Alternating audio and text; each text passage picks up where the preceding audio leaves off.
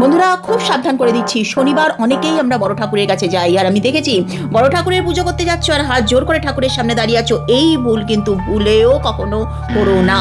হাত দুটো পেছনে করে তবেই তার সামনে দাঁড়াবে। আজকের ভিডিওতে বলবো শারীরিক কিছু লক্ষণ, ইয়েস এমন কিছু সিমটম তোমরা নিজেরাই বুঝতে পারবে। আমি যেগুলো বলে দিচ্ছি কাউকে একবার দেখে নাও এই ভিডিওটা, জীবনে কাউকে তোমাদের জিজ্ঞেস করতে হবে না, তুমি নিজে বুঝতে পারবে যে শনি ঠাকুর তোমার ওপরে রুষ্ট হয়ে রয়েছেন কিনা, শনিদেবের বক্রদৃষ্টি কুনজর তোমার ওপরে রয়েছে কিনা।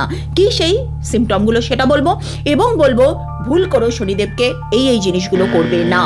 এক, তোমাদের কি চুল খুব পড়ে যাচ্ছে, মেঝেতে একদম চুল, বালিশে যেখানে শুচ্ছ, অনেকের আমি দেখেছি, ছেলেদেরও দেখেছি বালিশের চুলে ভরে গেছে, এরকম হয়ে গেলে কিন্তু শনি ঠাকুর কুপিত হয়ে রয়েছেন।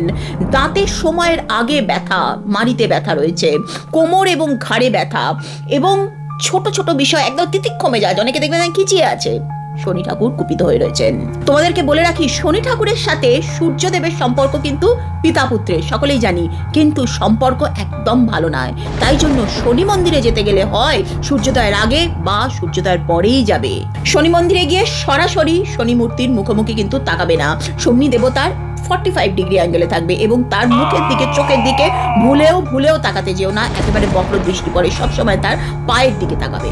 আর যদি সম্ভব হয় শনিবার দিন ঝাড়ু, সর্ষের তেল, নুন, জুতো এইগুলো পারলে পরে কিনো না, এগুলো তো করবে না। এবার বলি কি কি করবে।